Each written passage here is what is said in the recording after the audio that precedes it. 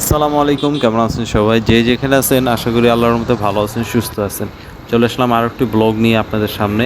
আমি ফয়সাল। তো আজকের ব্লগটা হইতেছে একটা খুবই গুরুত্বপূর্ণ কথা, যেটা হইতেছে বাইকের স্পিড ৬০ থেকে ১৩ নিয়ে আসছে। তার মানে কি? আমাদের তো মনে হইতেছে এখন মিশুক যে অটোগুলো আছে ওগুলো নেয়াই ভালো। কারণ ওগুলার স্পিড কিন্তু ৪০, মানে বাইকের থেকে একটু বেশি। আর এই যে চিন্তাভাবনা, এটা কিরকম চিন্তাভাবনা বা কেমন চিন্তাভাবনা আমি ওইটাই বুঝলাম না। একটা বাইকের যদি মানে ৩০ স্পিড যদি ঢাকার মধ্যে হয়, তাহলে মানুষ কি চালাবে? তার আগে দেখা গেছে মিশুক চলে যাবে, তারপর রিক্সাগুলো তো যাইবই, কারণ রিক্সাগুলো অনেক রিক্সা আছে দেখবেন ৩০-এর বেশি। এর ভিতরে কিন্তু সিএনজিও আছে, সিএনজির কিন্তু স্পিড খারাপ না একেবারে। তো আমি আসলে আমার যেটা বিষয়, এই যে স্পিডটা নির্ধারণ করলো এটা কোন দিকে হইলো এটাই আমি বুঝলাম না। আসলে কোনো কুল কিনারা আমি দেখতেছি না। আমি ফার্স্টে মনে করছিলাম ৬০ ঠিক আছে। ৬০ বা ৪০-এ যদি রাখতো তাহলে অনেকটা আমার মনে হয় ভালো হতো। কিন্তু তারা কি করছে, এটারে ঘুরায়া মডিফাই করছে ৩০, ৪০, ৬০। মানে হাইওয়েতে ৬০, তারপর হচ্ছে ৩০, আর ঢাকা সিটির ভিতরে হচ্ছে ৩০। এই তো। তো মনে হইতেছে এই যে এসব যে মিশুকগুলা দেখতেছেন না, আমার ধারণা এগুলা নেওয়াটাই আমার মনে হয় পারফেক্ট। কারণ এগুলোর স্পিড ৩০-এর ৩০ প্লাস, তাও ৫-৬ জন যাত্রী নিয়া। আর বাইকের উপরে তো এমনিই মারামারি পারাপারি থাকে, এটা নতুন কিছু না। তো আসলে যে জিনিসটা আপনাদেরকে শেয়ার করলাম, আসলে এই জিনিসটা জানানোর জন্য আমার মনে হয় এখন বাইক থেকে এই যে মিশুকগুলা নিলে ভালো হয়। স্পিডও পাওয়া যাবে, আবার যাত্রী নিয়েও কোনো জায়গায় যাওয়া যাবে, একটা বিষয় আছে। তো ঠিক এইসব জিনিসগুলা আসলে একটু বাইকের উপর একটু প্রেশারই পড়ে যায় আমাদের যারা বাইকার আছে, রাইডার আছেন। খুবই অন্যরকম একটা প্রেশার পড়ে যাইতেছে। ঢাকা সিটির মধ্যে ৩০ মানে তো ফার্স্ট গিয়ার আর সেকেন্ড গিয়ার, থার্ড গিয়ার ফালানোর পরে ফোর্থ গিয়ারে ফালানোর টাইম নেই। তো এরকম যদি উদ্যোগ নেয় তাহলে দেখা গেছে কি, মানে মানুষ বাইক থাকবে ঠিকই কিন্তু হাইটটা হাইটটা প্যাসেঞ্জার পার করবো, এরকম অবস্থা হইল। তো আমি আসলে আপনাদেরকে এতটুকুই জানার চেষ্টা করলাম যে গত ভিডিওতে আমি ৬০ নিয়ে ভাবছিলাম স্পিড তারা লিমিট করছে, কিন্তু না, পরবর্তীতে দেখলাম এটার আপডেট করা হয়েছে ৩০, ৪০, ৬০, মানে তিনটা ভাগে ভাগ করে দিচ্ছে। আর অন্যান্য গাড়ির প্রতিও এরকম ৬০ থাকবে, কিন্তু হুন্ডারের প্রতি যদি তারা ৪০ বা ৬০ বা ৫০, ৬০ বা এরকম দিত, আমার মনে হয় অনেকটা ভালো হইতো। তো যাই হোক, যদি তারা মনে করে এটা ভালো উদ্যোগ তাহলে ভালো, আমরা ওটা মাইনে নিতে হবে, কিছু করার নাই। কারণ কিছু কিছু বাইকারের জন্য আসলে এরকম পরিস্থিতি হয়। আমি গত ব্লগে আপনাদেরকে জানাইছি যে অনেক বাইকারের জন্য আসলে এই পরিস্থিতির শিকার হইতেছে, তাদের কারণে এসব নিয়মগুলো চলে আসতেছে দিন দিন। আমি এখন ঠিক আছি হচ্ছে আবদুল্লাপুর, আর যাবো হচ্ছে কুচিয়ামরা ব্রিজ। তো আপনাদের সাথে এই জিনিসগুলো শেয়ার করি, আমিও যাই, আপনারাও দেখেন।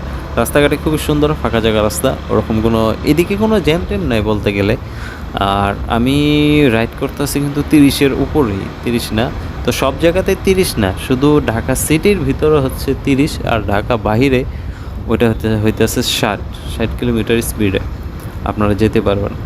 আর একটা জিনিস দেখলাম, সিস্টেম করতেছে জায়গায় জায়গায় ওই কি ক্যামেরা, ওগুলা হচ্ছে বড় বড় যে ক্যামেরাগুলো আছে ওগুলো সেট আপ করা হইতেছে। শর্ট ক্যামেরা না জানি কি, ফ্ল্যাশ ক্যামেরা লাগানো হইতেছে, যেগুলো হচ্ছে আপনার লিমিট অনুযায়ী যদি আপনাদের স্পিড যদি লিমিট অনুযায়ী ওভার করেন, ওটা অটোমেটিক শট নেবে। তারপর কি ছোটোখাটো একটা মামলা খেয়ে যাবেন।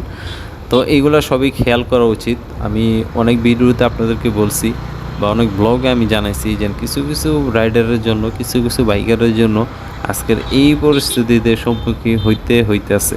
যেমন পদ্মা সেতু নিয়ে একটা ঝামেলা হইলো, ঠিক আবার বাইক নিয়েও এই যে স্পিডে গতি নিয়ে কিন্তু একটা ঝামেলা হইতেছে। কারণ হইতেছে কি, ৩০০ ফিটে কিন্তু অনেক দুর্ঘটনা ঘটতেছে, বেশিরভাগই বাইকার তাদের রেসের জন্য, তাদের স্পিড উঠানোর জন্য আজকে এই পরিস্থিতি সকলেরই দেখা লাগতেছে। কি দরকার আছে ভাই এত স্পিডে? আপনি এত স্পিড দিয়ে কী করবেন? স্পিড যদি উঠাতে মন চায়, আপনি দোকানে যান, একটা স্পিড নেন, স্পিড খান, এমনি স্পিড হয়ে যাবেন। তো এসব কারণে মূলত এই উদ্যোগগুলো আমার মনে হয় নিতেছে যারা এই পদক্ষেপগুলো গ্রহণ করছেন সরকার থেকে, তারা নিতেছে। আমাদের উচিত সঠিকভাবে রাইড করা, আর কারোর সাথে কারো রেসটা না দেওয়া। এই রেসের কারণেই কিন্তু অনেক বড় দুর্ঘটনা ঘটে যায়, অনেক বড় ক্ষতি হয়ে যায়, কারো জীবন চলে যায়, কারো জীবনে আবার স্মৃতিগুলো রয়ে যায়, ওই যে একটা না একটা ক্ষতি নিয়ে টান দেয়। তা আসলে প্রত্যেকটা জিনিসে আমাদের খেয়াল রাখা উচিত, কারণ আমাদের উচিত এইসব জিনিসগুলো পরিত্যাগ করা, সব কিছু বাদ দিয়ে সুন্দরভাবে একটা রাইড করা, সুন্দর একটা জিনিস দেখানো। আসলে এই বাইকারদের জন্য আজকে এই যে 30-40 গতিসীমা নির্ধারণ করা হইতেছে, আর কিছুই না। শহরের মধ্যে হচ্ছে 30-40, আউটসাইড হচ্ছে 60। তো যেটা আর কি হইতেছে, যে এই যে নিয়মটা করে দিল, যদি বাস্তবায়ন হয় তাহলে তো ভালো, খারাপ না। অন্যান্য বাইকাররা তো অন্তর্গত শিক্ষা পাওয়ার দরকার আছে। আর যারা ভালো মতো রাইড করে তাদের এটার কোনো প্যারা নেই, যেমন আমি কোনো প্যারা নেই না তো, কারণ দিচ্ছে থাক, সমস্যা কি, আস্তে আস্তে যাই না। আর যত কমে যাবে অতটাই হয়তো জ্যাম ট্যাম কম পাওয়া যাবে আর কি, যতটুকু আমি চিন্তা ভাবনা করি। তো যদি কথা কোনো ভুল হয়ে থাকে সকল ক্ষমা দৃষ্টি দেখবেন। আমি এখন ঠিক আছি কুচিমারা ব্রিজ। আর ব্রিজটা দেখছেন, এটা হচ্ছে ফার্স্ট ব্রিজ, পদ্মা যাওয়ার ফার্স্ট ব্রিজ। আমরা যখন আগে এই ব্রিজ দিয়ে কিন্তু মাওয়া ঘাটে যেতাম, মানে পদ্মার পাড়ে যেতাম, তখন খুব অনেকটা মজা লাগতো। কারণ কি হইতেছে, এক লেনের রাস্তা, এক দিক দিয়ে যাইতাম, আরেক দিক দিয়ে বাস আসতো আর যাইতো। তখন আর ওই পাশের রাস্তাটা হয়নি, একটা জমজমাট মাওয়া ঘাট ছিল তখন। পদ্মা সেতু হওয়ার পরে মাওয়া ঘাটটা অনেকটা জমজমাট কমে গেছে, মানুষ আগের মতো ভিড়ভাট্টা নাই। আগে যেমন একটা ভিড়ভাট্টা ছিল, যাতায়াত ছিল, একটা গরম গরম ভাবসাব ছিল, কিন্তু এখন আর ওই জিনিসটা নেই, একেবারে ঘুমাই গেছে পদ্মার পার। আরেকজন এই যে লুঙ্গি পরে ড্রাইভ করতেছে।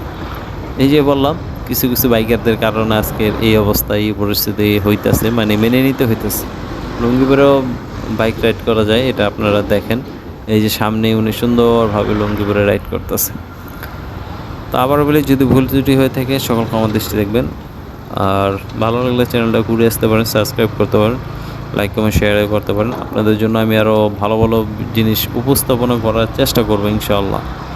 আজকের মতো আমি এই ব্রিজ থেকে বিদায় নিচ্ছি। দেখা হচ্ছে আরও নতুন যে কোনো ব্লগ নিয়ে। সে পর্যন্ত সকল ভালো থাকবেন, সুস্থ থাকবেন। আল্লাহ হাফেজ।